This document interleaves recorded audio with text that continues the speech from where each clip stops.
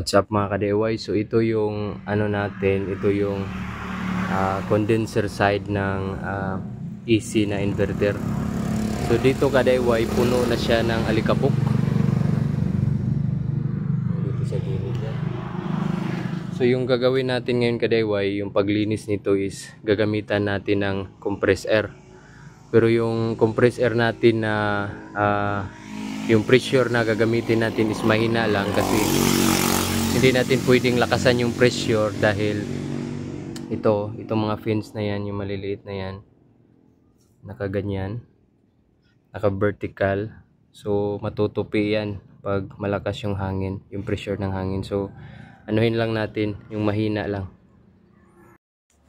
So dahil nasa taas yung condenser natin ka-DIY at wala tayong ladder, gagamitin natin yung ano natin, yung scissor lift na table.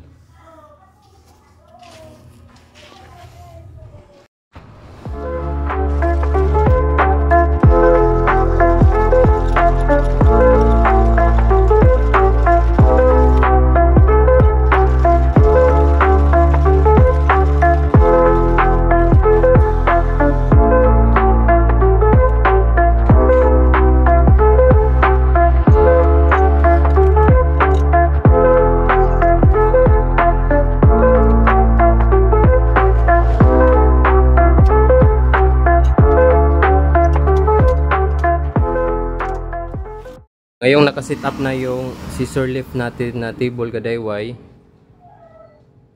adjust naman tayo sa hangin.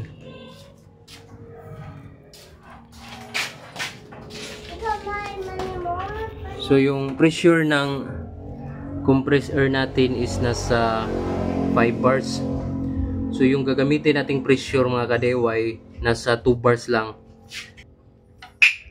So pag ano naman, pag masyadong mahina naman, adjust na lang natin siguro. Pero sa ngayon, set muna natin siya sa mga 2 bars yung out niya.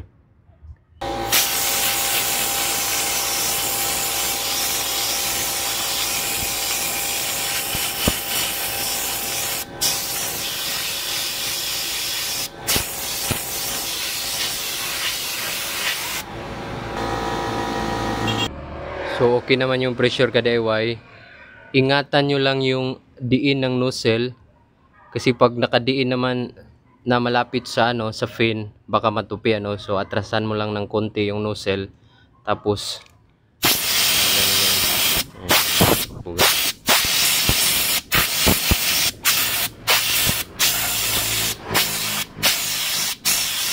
so maliban sa water cleaning ka-DIY sa condenser natin, so ito din yung isang alternative na pwedeng gawin nating pang cleaning.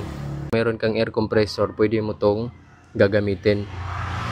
Pero yun nga, hinaan mo yung pressure kasi ito matutupi naman to. So hindi pwedeng matupi yan, dapat may daanan ng hangin yan. Yan. So yan, tama yan.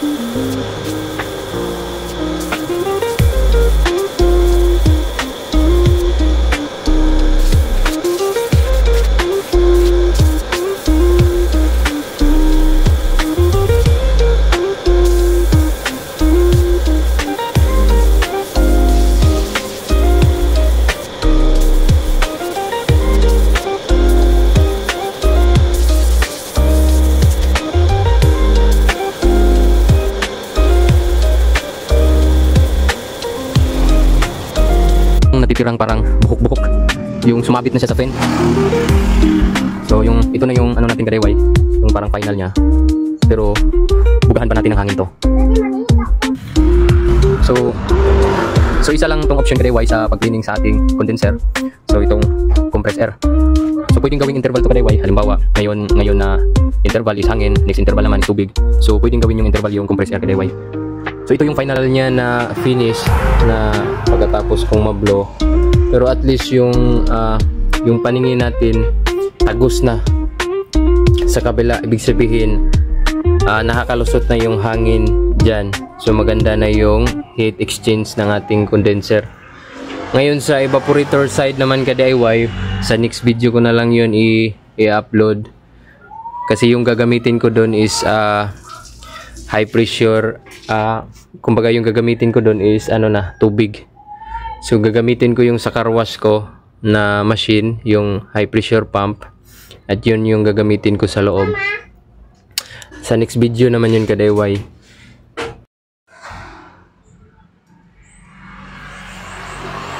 Ito na yung final ka-DIY.